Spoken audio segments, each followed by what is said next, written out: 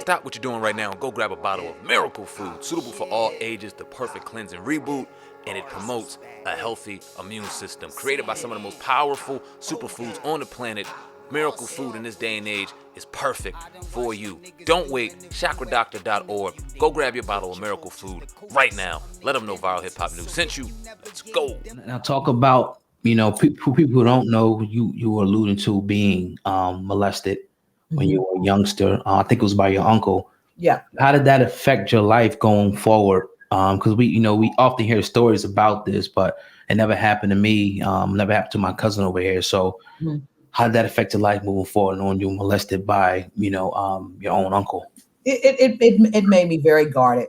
It made me very much like, and not being able to be vocal. My grandmother, she, God rest her soul, she did the best she could. She was, a prescription drug addict. And people don't understand that when you say that, it sounds harsh, but a lot of seniors are hooked on medication even now, right now, and that they take 40, 50, 60 pills a day. So my grandmother did, and she was raising us, but she stayed in the hospital, in and out the hospital a lot. And I had my uncles, my mother's brothers, most of them were on drugs. One was on heroin, one on angel dust, the other one.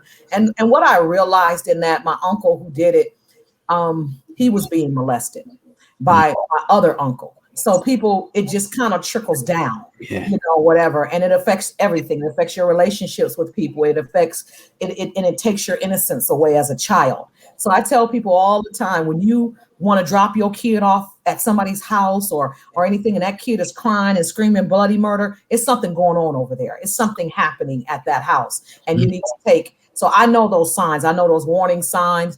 And that was my job, was to protect my son. And that generational curse stopped with him. I don't do it. My son doesn't do it. So, and that's been a lot of my thing. I've broken a lot of generational curses in my family as well. So it is what it is. And I blocked it from my memory for years and years and years. So when people say, when you see these scandals going on and people, remember stuff from 20 and 30 years ago, I know that to be true.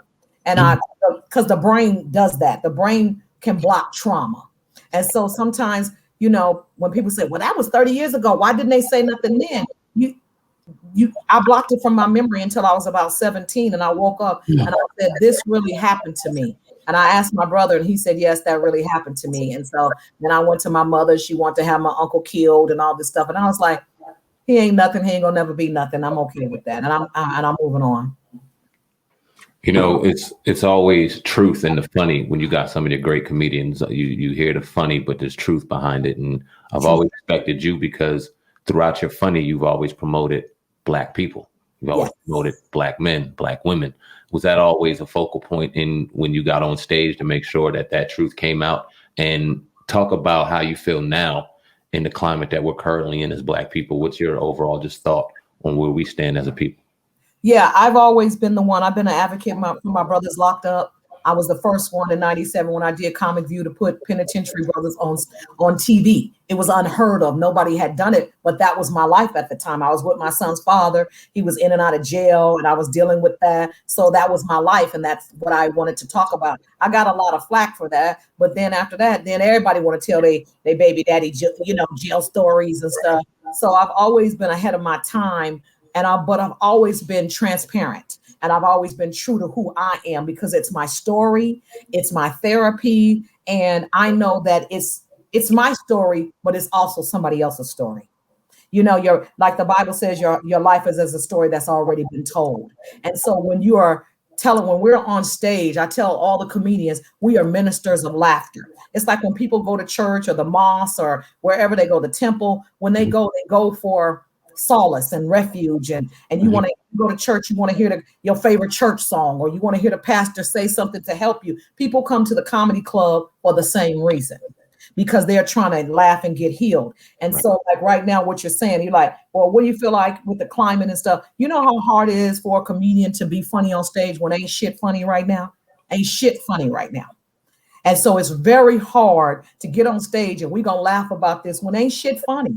the pandemic, the last president, all of these things, people losing their lives, people, family members are dying and they don't know what's going on. They don't know this was coming. They knew this was coming. They knew this was coming. Bush tried to tell them. That's why Obama put Obamacare in place, because he knew people were going to get sick who didn't have insurance.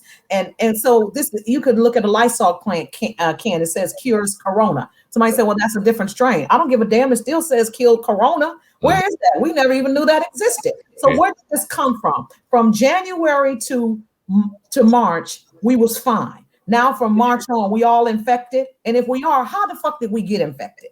What happened? How did this happen? So right now, ain't shit funny. And the plight of Black people and the killings and stuff. Every time a Black man gets killed, I get my son, when not George Floyd, because I know this is the 1 year anniversary or something today. It's just a modern day lynching. That's basically what it is. It's just a modern day lynching. They traded in the hoods and put on uniforms, and they're just so scared of us as a people. But I have a Black son. My son has tats. He has dreads. He sags. He's a rapper. He's in that culture. He don't gangbang or anything. But every time the phone rings sometime, or I don't hear from him a couple of days, I get scared. Yeah. I'm scared. And I just wish they would stop killing us.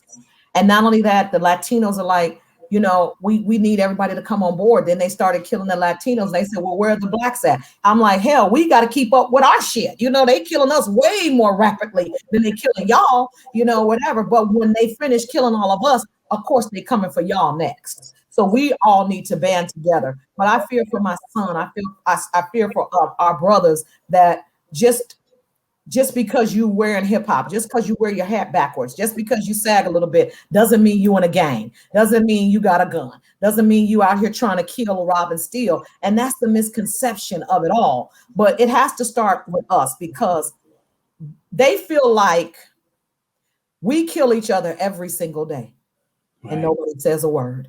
Do you know 59 to 60 people get killed in Chicago in a weekend? Yeah. It's messed up. In a weekend. Atlanta is getting just as bad. And this is Black on Black crime. So they feel like, think about it. They feel like if y'all kill each other every day, then y'all don't have no regard for life. But when we do it in the name of justice or injustice or however do it, then y'all want to rally and stuff. So I think that there's some confusion there. Oh, it's good enough for y'all, but it ain't good enough for us. Even though the injustices aren't right. The whole George Floyd wasn't right. And none of these things are right, but they feel like, well, y'all kill each other over colors. Yeah. Over territory, over neighborhoods that we don't even own. Mm-hmm. I don't have a problem with the gang banging and all this stuff. I have a problem that you're not banging in the right thing. When it first started, when Tukey and them and Raymond and all them first started, the Bloods and the Crips, it was about unity. It was about your mom not home. You don't have a father in the family, so we're gonna embrace you, young brother, and protect you. And somehow that got messed up. Whatever. Even the Black Panthers, it started off as free lunches and WIC programs and helping, and they don't want us to come together because they know how powerful we really could be. Yeah. Yeah.